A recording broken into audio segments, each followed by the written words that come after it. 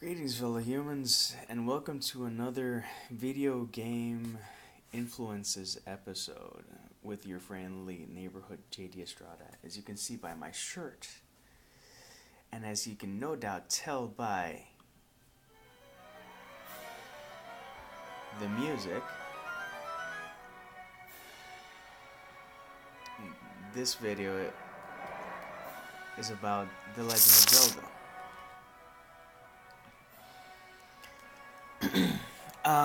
Me and The Legend of Zelda go back to the original console where I played The Legend of Zelda, Legend of Zelda 2, Super Nintendo A Link to the Past, Ocarina of Time. I actually haven't played Majora's Mask, but I did play Skyward Sword, and I am dying to play Breath of the Wind.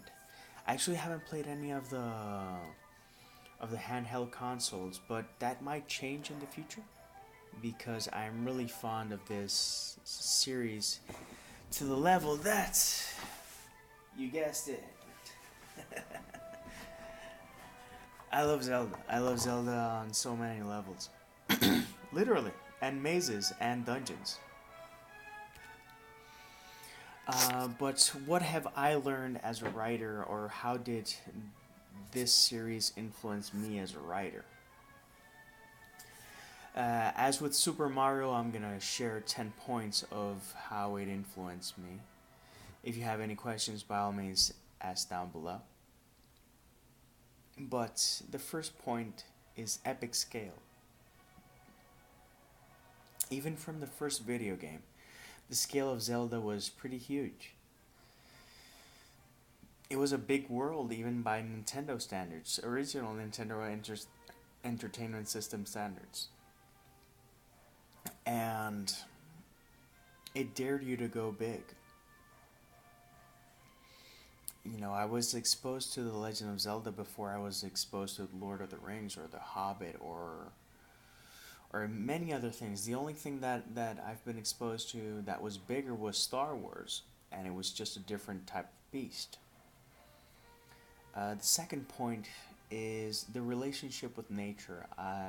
Although I really wish I was more of a tree hugger, I do have a relationship with nature. I've heard several things in my life that have made a lot of sense. On one occasion, I had a professor that I actually didn't get along with called Father Golden in high school. And he told us a story of how he once, while walking down a trail, saw this beautiful, majestic tree. And he walked down to that tree, and he reached out and put his hand and had like this moment with the tree. And that story, amongst other things, it did stick with me because we can have that relationship with nature. I've had it not with a tree. I have had relationships with trees in different moments in my life. On one particular moment, I was having a really, really rough time in my life, emotionally and mentally. And I would look for support every and anywhere, including trees. And although I wasn't in the forest or any type of wooded area, there was a tree, and I would touch it and would try to have that moment of communion. That's something very superficial. Something a lot more deeper are, if you've read my blog, there's 100 steps, there's 200 steps, and there's 300 steps, and it's my relationship with the ocean and the beach, where I've closed my eyes and I've taken 100 steps, 200 steps, and 300 steps with my eyes closed, trusting that I will stay in the path. It's something weird that I tried once. It stuck, and I will probably go for 100 steps soon. So stay tuned. But the relationship with nature is something that I always value a lot, not just in life but in fiction. Because our connection with nature, with our environment, does lead to so many things. And some of the most profound moments I've had in my life, I've been alone. at a beach, meditating on the sand, walking with my eyes closed on the sand, or on a wave. A lot of them have been on waves.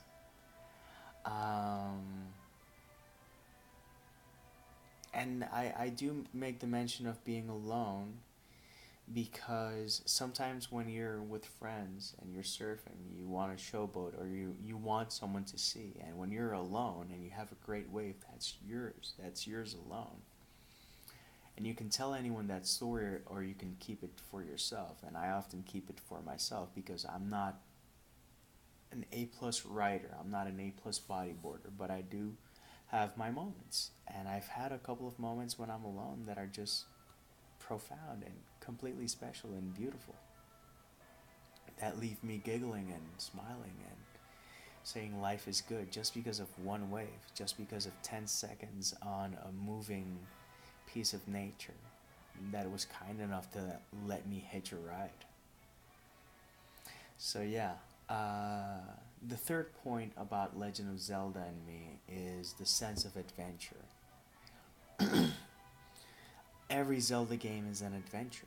You go to dungeons and you go to mountains and you go to the forests and you go to different places, and the sense of adventure, be it on the seas in the Wind Waker or in the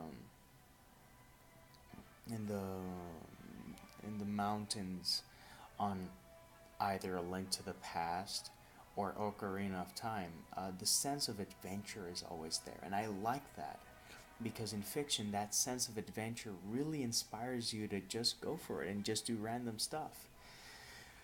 Just yesterday I was on a random strip of highway and I said I want to have a really random lunch, and then I'm going to go to a farmer's market and I'm going to buy random stuff. And that in itself was an adventure because I went to a place and then, I went to one place that was too full, and then I went to another place that was too full, and then I went to a third place that didn't accept credit cards, only accepted cash, and everyone in the establishment was Korean. They were like, and just grunting at me, and it was weird because I really felt unwelcome. And when I saw that they only accepted cash, I was like, oh, this is not the place for me because I don't have cash. I ended up in another place. So it took me walking and driving and just exploring to get to this place to have lunch. And that sense of adventure has also permeated my experience in different places. When I did an internship in 2004 in New York, on 2 separate occasions I walked home from work. That doesn't sound like much, but when you're on 43rd and 3rd, if I'm not mistaken, and your housing is on 125th and Riverside, that means that's 2.5 hours of walking through Manhattan, seeing whatever it is that you see. And that sense of adventure I always try to capture in certain stories and certain things that I do, because just going for it, just allowing yourself to have that adventure is a beautiful thing. The fourth point I wanna highlight is the right amount of difficulty. If you're a fan of The Legend of Zelda, you know the water temple from Ocarina of Time and you hate it passionately. But if you played Skyward Sword, or if you played Wind Waker, and Wind Waker had its tough moments, but they adjusted the difficulty so that you can get there. And in your writing, and in my writing, there are some things that I write that are difficult and purposely difficult, but I don't make it so difficult that it's not accessible. I always, push for it to be accessible, because I do think that a certain level of difficulty is appreciated by the reader. I don't know. The next point is building up. Versus other video games, Zelda was the first video game that I remember that you had to build up, and you built the experience, and you started with three hearts, and then you ended with 11 or 12. And when I write a book, when I write a novel, specifically a novel, I do want that building up. that, you start at a certain point and, halfway you feel halfway invested in the story. And then when you finish the story, you feel that sense of completion. So it's that building up that experience that I really enjoy doing in novels. And I always try to make it as rewarding as possible for me and the reader, because it's part of what I enjoy in this adventure called writing. The sixth point that I want to mention in regards to The Legend of Zelda and my writing: sometimes actions speak louder than words. I adore dialogue, but sometimes you need action to carry the real message. And in, I say that because in life it's pretty much the same. A lot of people talk a really big game, like I do this, I do that, I do that, but their actions are lacking. If you want a real hero figure, you need their actions to speak a lot louder than their words. So what else? The seventh point. Zelda isn't Link, and we have to allow misinterpretation. Some people understand different things from your work than what you embedded into it, and that's completely fine. It's not just people shipping characters that aren't supposed to be shipped. I'm happy that people feel the encouragement and the urge to ship my characters, even though it's kind of weird. But case in point are the daydreams on the sherbet shore. I do think that out of all my projects, that's the one that's been most misinterpreted. I sent it to a reading group in Wisconsin and was met with lackluster reactions, and they didn't get it and they didn't enjoy it, and that's reality. That's something that I have to accept.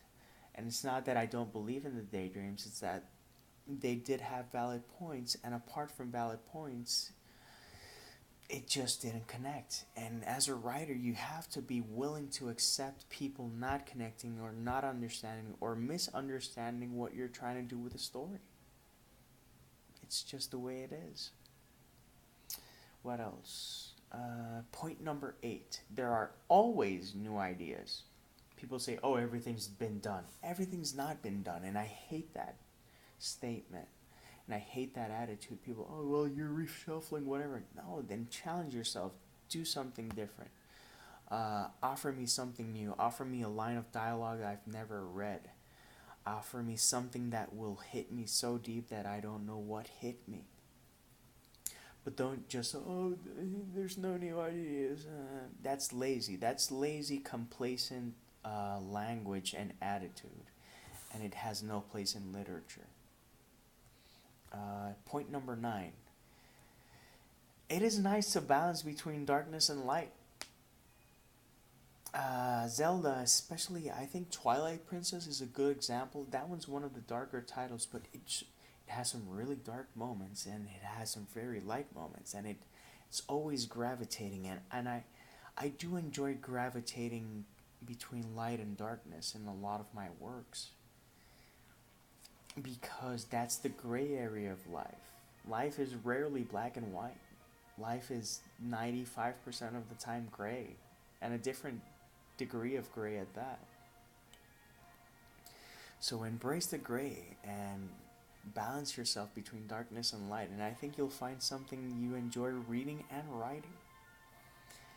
And the 10th point is leave people wanting more. No matter how fulfilling a Zelda game has been, we always want more. No matter how grand a finale, we always want more. Zelda and Super Mario are some of the elite video games that you will find throughout the years. The high water mark that these games and these franchises leave is astounding and staggering and intimidating. But it is commendable, and it is beautiful to say, you know what? I'm going to go for it. I'm going to go for broke. Because I'd rather go for it and not succeed than, be complacent and play it safe. Playing it safe might get sales but doesn't make an interesting story. And I'm in it for the adventure. If you see what I've released up till now, I'm in it for the adventure. I'm not doing what's conventional. I'm not doing what sells. The two books that I'm taking to the Puerto Rico Comic Con are poetry collections, and I believe in those poetry collections. Do I believe I'm gonna sell the copies that I'm bringing for each of those? I don't know, but it's not my job to know. It's my job to challenge myself as a writer, and challenge my readers as my very generous audience, to show them what I can do, and hopefully I'll do a good job and they'll enjoy it. So yeah, those are my 10 points about the influence of The Legend of Zelda in my life. So if you have any comments and you want to talk Zelda, you want to talk Nintendo, you want to talk video games, you want to talk writing, or my works, by all means, there's a really sexy comment section down below. You might want to check it out, and if it's blank, you might want to remedy that. So by all means, leave a comment, click subscribe and like. Tell people about this crazy channel. Enjoy. And by all means, have a good one. So till next time, peace, love, and maki rolls.